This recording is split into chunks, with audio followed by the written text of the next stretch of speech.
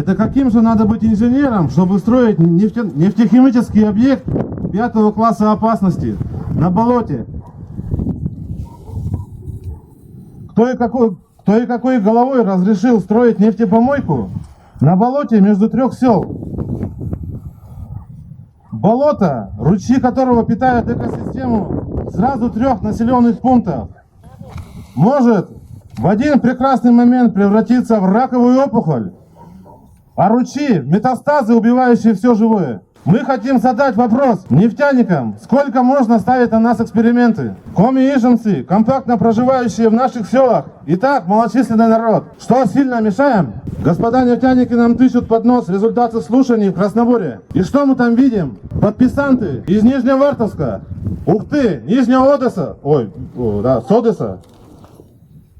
Не указано место, где будет строиться полигон.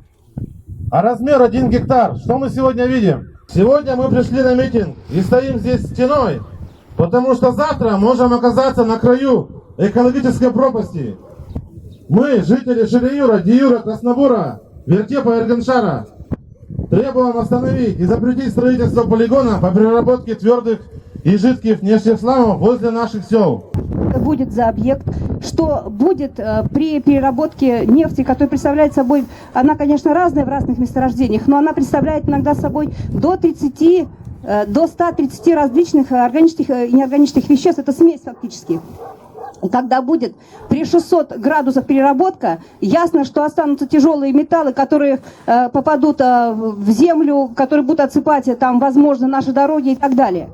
Их практически не убрать, потому что они неубираемы, если только там очень затратные технологии применять.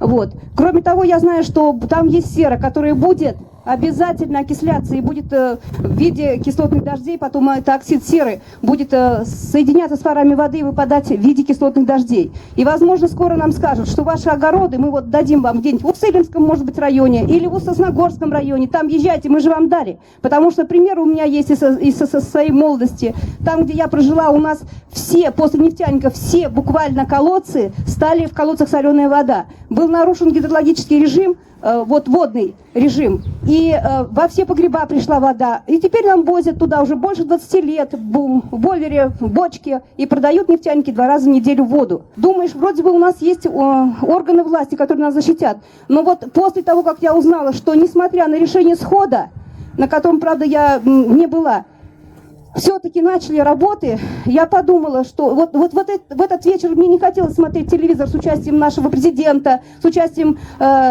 премьер-министра, потому что у меня не было доверия. Я боюсь, что, вы понимаете, у людей закрадывается мысль, что происходит сращение Лукойла буквально с государственной властью, или они становятся властью, понимаете, и командуют нами. Можно убивать оружием, можно убивать словом, а можно убить просто попустительством строительства этого полигона.